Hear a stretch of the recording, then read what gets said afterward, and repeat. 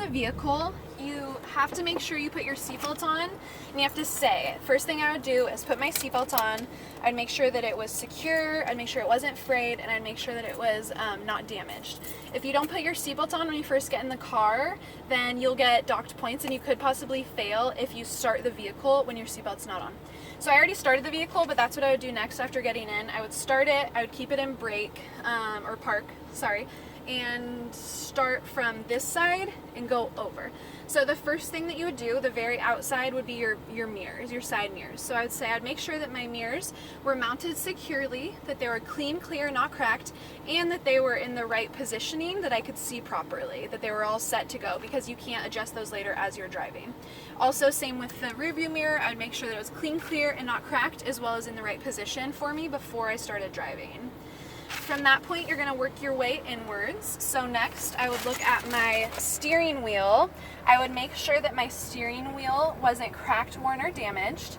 You want to say I would make sure it didn't have more than 10 degrees of play. You don't want to be able to take it too far, and it shouldn't be super tight. So you'd say I would make sure it didn't have more than 10 degrees of play. Next, you would go to this is called the steering box. You would make sure that the steering box was mounted securely, that it wasn't cracked, worn, or damaged. And these are called the steering linkage or the steering arms. It doesn't matter what you call it. I called them the arms. I would make sure that these were secure, that they weren't cracked or damaged, that they were mounted, that there was no issues with that. You check your horn. You have to honk it and make sure it's working. While you're here on the linkage, you can check your high brights as well as your blinkers, because they're going to make you do that. So I would check my right blinker. I would check my left blinker.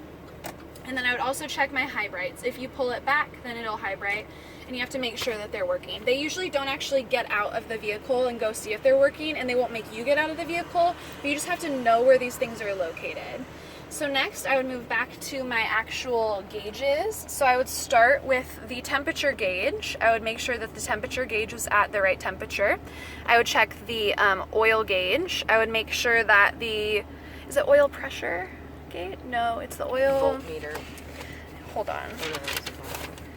The oil, because he asked me about the oil level. So you check the oil level. Oh gosh.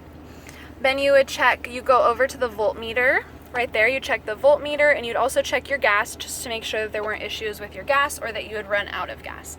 While you're over here in this area, you would want to check your emergency flashers. You have to point those out. When you click that, it turns on all of your lights and all of your blinkers.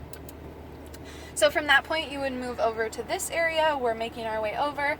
You would show them where the defrosters are. The defroster for the front window is right here. The defroster for the back window is right here. So they just want you to know where your defrosters are located. I think windshield and wiper. Yes. So I forgot about the windshield and the wiper. How do you turn it? The other side. This one? Yeah.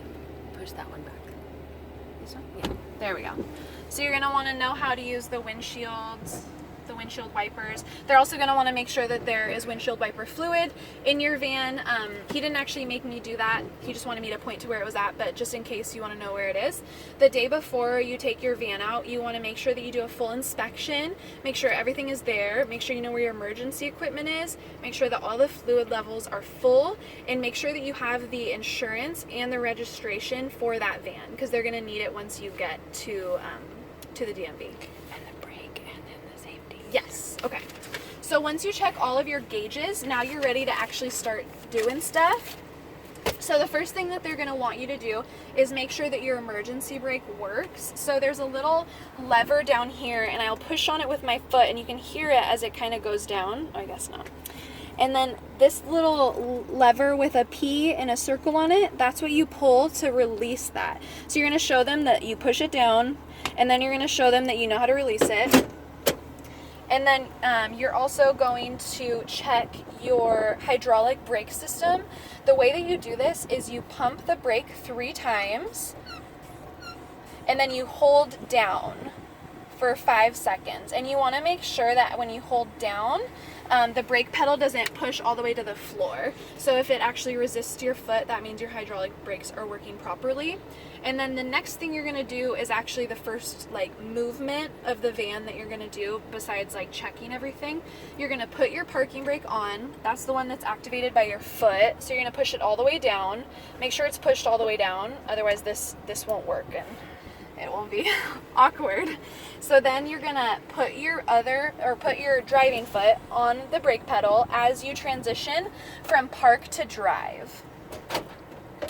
So now I'm in drive, but at this point I'm still not moving. My foot is firmly down on the brake.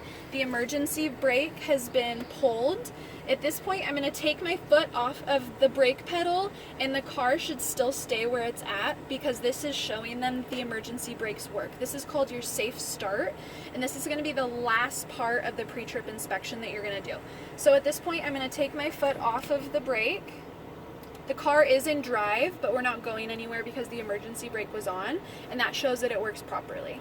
From this point, you're going to put the car back in park, you're going to release the emergency brake, and then you're going to start driving with them. You're going to be ready to leave the lot.